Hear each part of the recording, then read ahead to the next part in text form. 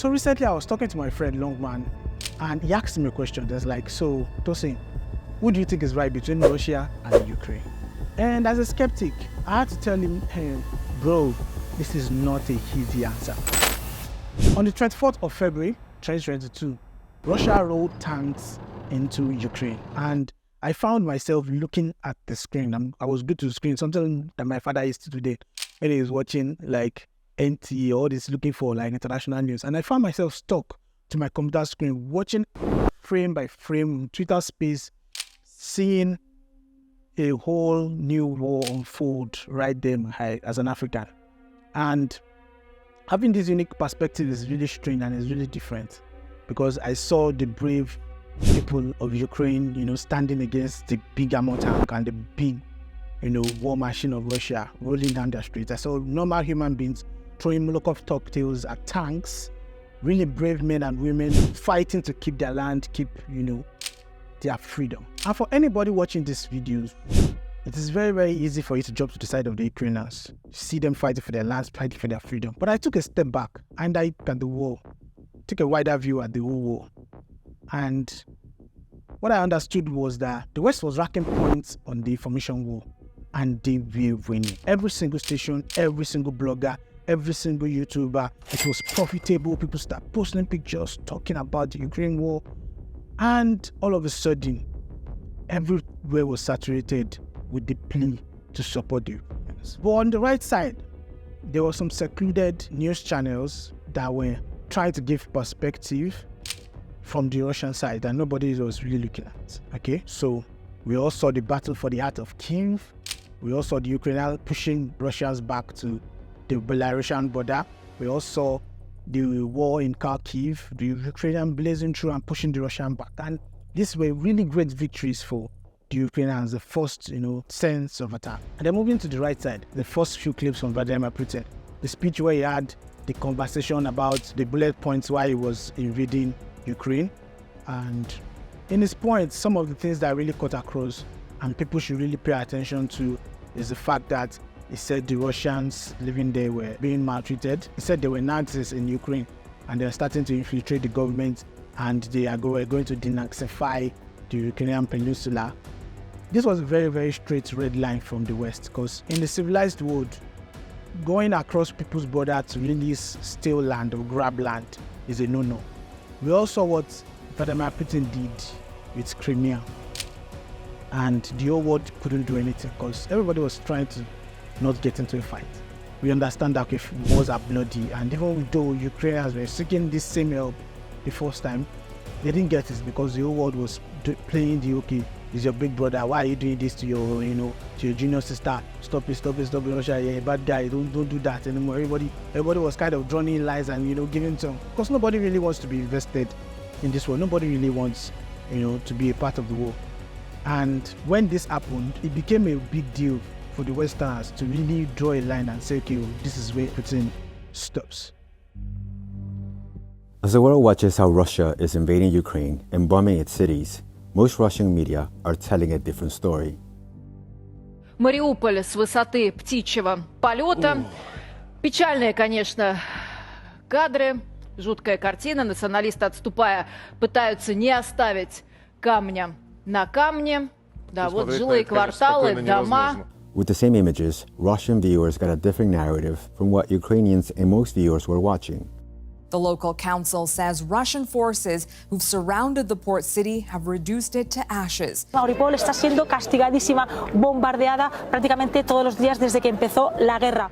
So how is this war being perceived?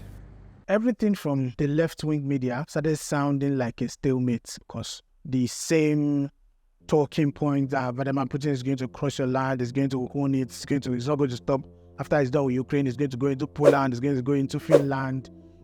Those scary words, they worked at first, but now it's becoming really still. 2 years into the war, it's becoming a little bit, daunting. Everybody's saying the same thing.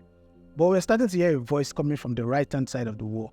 And when I mean right, I'm not saying Vladimir Putin, but I'm just talking about the conservative side. People, pushing back against this general narrative that everybody, is speaking about from the West. And one of the things we see more from that side is that people I started to understand that, okay, there's no black and white to this story. There's a saying in my native language that says, "Tomode ba lasho bi agba, ko le la kesa bi." So Russia was supposed to be the big brother in this case, right? And Ukraine is definitely the younger brother or the younger sister, whichever, idioms you want to use. We need to understand that, however we like to look at this, going back to the history, everybody has their own point of view. Ukraine has their own point of view. They are human beings. They are inside, they're fighting for their freedom. They want to have the, chance to choose. It's kind of their decision to really have that choice, to say, okay, this is what they want with their life. And if you look at the Russians too, it's more of an economic loss and influence for them to actually lose a valuable staple of themselves. It's like losing a part of yourself. It's like having that your little brother colluding with the neighbor and being in support of the neighbor, and even from there, doing things that the neighbor wants, to be done in your own home, near your own borders. So we understand all the complexities of, where both parties are coming from. But the challenge is that if you are a big brother, like the idiom goes, if you're a big brother, you should have the strength, you should have the will to actually use other tools. I'm sure that you have tried to use, that Russia has tried to use, something like misinformation war that you could have spread throughout Ukraine.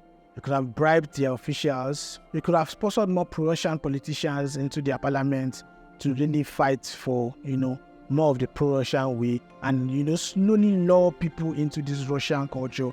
You could have done this thing with all the $360 billion that was being seized in America right now. You could have used that money instead of losing that to war and even raising so much more in his war chests. You could have used that as an influence on your little brother to really change the way they are, the natural people in Ukraine see Russia. And that could have been a much more, longer, much more peaceful, gradual shift in the people's point of view. But Putin chose to go in this way of the big manism way. He chose war. He chose to act like a strong man. We've seen this propaganda even play across our own border in Africa. You can compare it. You see what happened within Niger and Nigeria. You can see the misinformation that Russia actually planted in Niger. Clearly, Russia actually planted this misinformation, told them about the French not helping their country, used elements of the truth. Because when you are doing misinformation, you have to understand that misinformation comes with an element of the truth. It's never lies. Lies are not what makes misinformation. Just what I'm trying to say. Misinformation is more like the truth, but used in a different perspective for the benefit of the person trying to misinform you. So for the Niger war, it was easier to tell the people of Niger that, look at Americans, look at the French, they've been in your country for years. Your life has not been better. They've stolen your gold, they've stolen your, resources and everything, and your life hasn't been better. Your politicians are still all corrupt and they didn't do anything about it. But in the grand scheme of things, that's a very, very big misinformation. It is true. In the grand scheme of things, yes. The French have been in their country for years. Yes. They've been looted for years with bad deals signed by, corrupt politicians. Yes. But is there a difference between the old and the new that is coming in, which is Russia now? No, not really.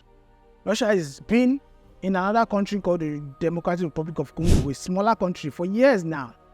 They've done almost the same thing they are doing for these generals, giving them bodyguards, giving them personal security details, cutting even him off from his own military to make a kind of a security bubble to make him a strong man that even his own military can't take him out because he has a military asset that is protecting him, that is from Russia. People that can turn guns on you from another country, protecting the leader of your own nation.